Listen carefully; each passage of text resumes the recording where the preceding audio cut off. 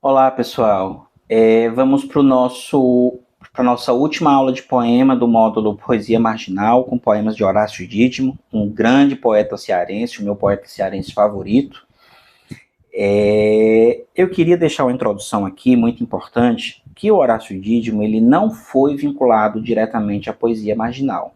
Ele se considerava mais um poeta concretista, embora ele tenha sido um poeta nas palavras do filho dele, Luciano Dídimo, que é outro poeta excepcional, membro da Academia Fortalezense de Letras. O Horácio Dídimo era membro da Academia Cearense de Letras, que é uma academia de letras mais antiga, inclusive, do que a Academia Brasileira de Letras. Ele diz que o Horácio era um poeta muito eclético, desde o concretismo até escrevia muito soneto, né? Ele amava o soneto também. Era muito moderno e em alguns momentos também muito tradicionalista. Mas eu também, Gabriel Dantas, que sou quem estou decidindo as coisas nesse curso, afinal de contas, eu vejo no Horácio Dídimo muitas características típicas da poesia marginal. E como eu queria muito incluir o Horácio Dídimo aqui, de repente tenha sido por causa disso, é aqui que eu decidi incluí-lo. Né? Vocês vão ver que os poemas que eu escolhi são muito parecidos em estilo aos outros que vimos aqui nesse módulo, então acho que vocês vão concordar comigo. Mas enfim, outro ponto de introdução, esses poemas, eles foram retirados de um livro, esse livro aqui, que chama A Palavra e a Palavra. Esse livro eu li no colégio, no ensino médio, e mudou a minha vida. Eu posso dizer que os poemas desse livro mudaram a minha vida, a minha visão, mudaram quem o Gabriel é, quem ele era, quem ele é. É tanto que mais de 20 anos depois o livro está aqui comigo. Tive que mandar encadernar assim, porque ele se desfez e eu leio muito, abro muito ele. Enfim, é um livro que marcou e marca muito a minha vida. E esse livro, A Palavra e a Palavra, vocês não dá para ver aqui, vai ficar ao contrário, mas a primeira palavra é com letra maiúscula ou minúscula e a segunda palavra é toda com letras maiúsculas. O Horácio Dídimo, que era muito religioso, uniu os poemas dele a versículos da Bíblia. Então é a palavra em letra minúscula, é o poema dele. Ele se coloca aí de modo muito humilde, o que eu escrevo está em letra minúscula, e ele junta com a palavra de Deus, a palavra sagrada, que ele bota, é a palavra em maiúsculas, né? A palavra e a palavra. Então vocês vão ver que cada um dos poemas vem depois com versículos da Bíblia. Um versículo da Bíblia em cada uma. E, enfim, agora eu vou aguardar vocês lerem e a gente já comenta aqui junto. Essas eram as introduções. Leram, interromperam a aula e leram. Eu acho que vocês devem ter sentido um estilo muito próximo dos poemas que a gente viu, especialmente do Leminski, né? Essa coisa da concisão, versos bem pequenos. Esse primeiro, ele é genial, inclusive é o poema que está na contracapa aqui do livro, A Palavra-Chave. O título já é muito inteligente, porque a palavra-chave com hífen é aquilo, né? A palavra-chave, ela digamos, a senha, mas ele não bota o hífen, então é a palavra-chave, né? Mas vem uma imagem dupla aí pra gente. A palavra-chave já não fecha nem abre. As palavras estão perdendo o sentido, elas não têm poder sozinhas, né? O que me vem. A palavra amor muda de cor. Mesmo as palavras mais importantes estão sendo deturpadas, distorcidas, elas estão mudadas ao menos, né? E isso a gente sempre sente, eu acho isso, a juventude sempre vem para modificar o sentido das palavras.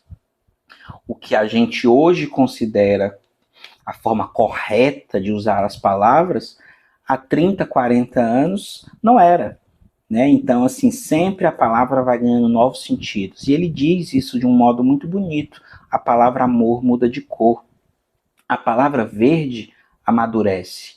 Algumas palavras ainda guardam o seu sentido, o seu poder. A palavra verde amadurece. A palavra ave voa no papel. Ave, em português, ela tem uma imagem parecida com uma ave. O V é uma ave, né? O V é uma... Se você desenhar uma ave muito longe, ela está em V, né? Então, isso é muito concretista, essa coisa visual da palavra, da letra, mas é ao mesmo tempo cheio de jogo de palavra, de trocadilho. A palavra ave voa no papel. Algumas palavras ainda guardam o seu poder, o seu sentido, a sua magia, digamos assim. Ele junta aqui com um versículo: calei-me, já não abro a boca, porque sois vós que operais. Que me vem como se ele estivesse dizendo, essas palavras, elas não têm sentido algum, elas não têm nenhum sentido além de dizer o que é sagrado, o que vem de Deus. Nós não falamos apenas o que Deus quer. Ao menos é o que me vem desse versículo. Não sou um teólogo, nunca li a Bíblia, mas me vem isso. Não sei também o contexto, não li o contexto esse livro aqui. Inclusive me vem uma coisa que o Tolkien dizia, escritor de Senhor dos Anéis. Nós vamos ter agora a Sociedade da Fantasia, em que vamos ler as obras do Tolkien. Ele dizia que o ato de criar literariamente, artisticamente, ele é um ato de subcriação. Deus criou as coisas, ele era muito religioso também.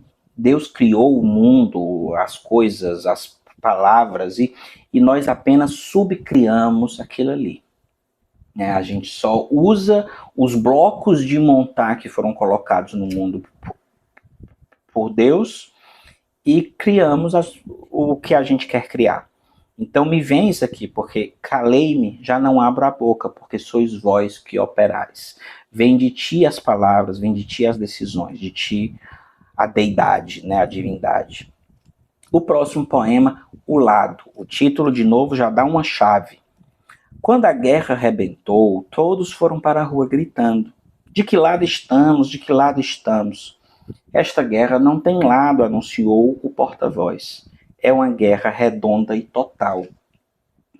É um poema que, de novo, junta o concretismo com as características da poesia marginal.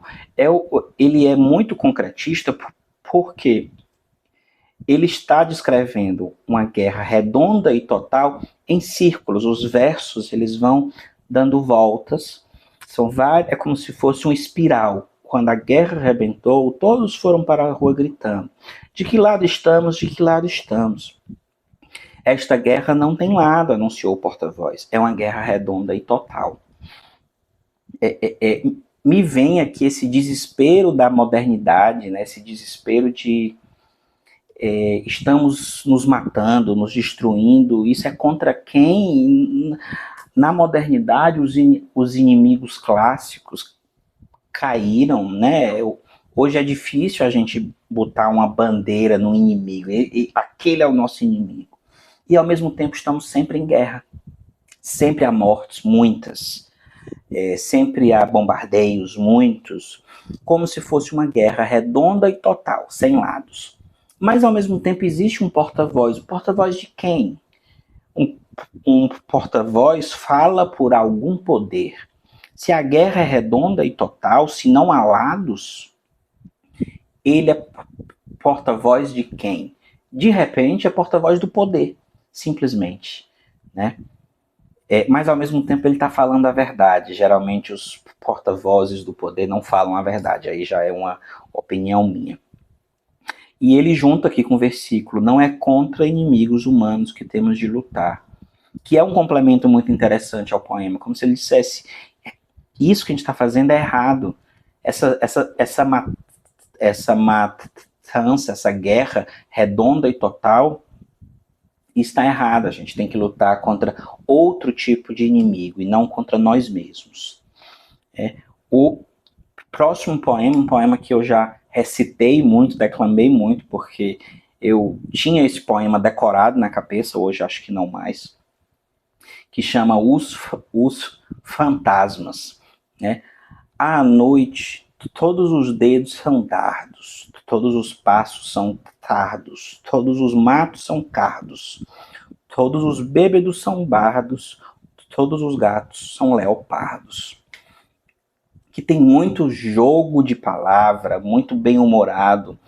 É como se ele dissesse: a vida acontece na luz. Isso que acontece à noite, que a gente chama de vida, à noite como imagem para a ausência de luz. Né? Isso não é a verdade, isso não é a vida real, isso é só uma mimetização. Inclusive o título já dá essa noção. Isso que acontece à noite, isso é coisa de fantasmas. Os dedos, eles são duros, eles atacam, eles ferem, eles machucam, eles são dardos. O que a gente anda à noite é muito atrasado, é muito tardio, a gente precisa andar de dia na luz. Os matos, as plantas, os verdes são todos iguais, é tudo a mesma, é tudo, o essencial das coisas não é visto.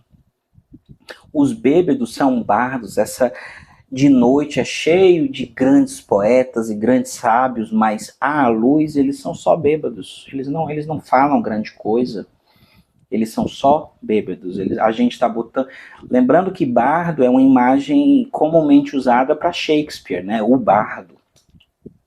Então a gente está vendo esses grandes artistas, esses grandes nomes, esses grandes sábios da humanidade, eles são só bêbados. E no último dístico, ele quebra uma linha que ele estava vindo de usar dardos, tardos, cardos, bardos, leva a um lugar comum da nossa cultura, que é à noite todos os gatos são pardos. Ele quebra. Todos os gatos são leopardos. Aqui, na ausência da luz, a gente volta para a selvageria. Mesmo os que são fracos, ingênuos, simples, como os gatos, eles viram leopardos. Nós viramos bichos selvagens de novo. E o versículo que ele bota aqui, eu acho que vai bem ao encontro dessa minha leitura. Conhecereis a verdade e a verdade vos libertará. Quando vocês virem as coisas à luz, vão ver que isso são só fantasmas, que isso era tudo uma mimetização da vida. A vida real é outra coisa. E isso tem muito a ver com a teologia cristã e católica, né? De que a vida real, em que a gente vai conhecer a luz e a verdade com V maiúsculo, é a outra, é a próxima vida. Aqui a gente vem muita coisa do mito da caverna de Platão, né? A gente está vendo só sombras, só fantasmas. É só na luz a qual nós não acessamos ainda que nós vamos descobrir o que é real, o que é verdadeiro.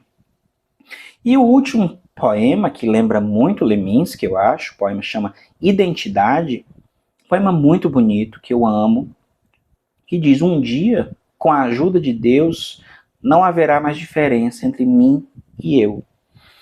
Com a ajuda de Deus é uma expressão muito comum no Brasil, né? Com a ajuda de Deus isso vai dar certo, se Deus quiser.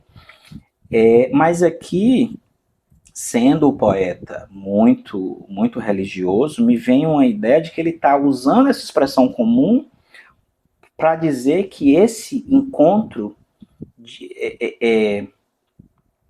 essa busca de quem nós realmente somos, ela precisa passar pela mão de Deus, ela precisa passar pelo divino, senão a gente está na sombra. De novo, vem o poema anterior.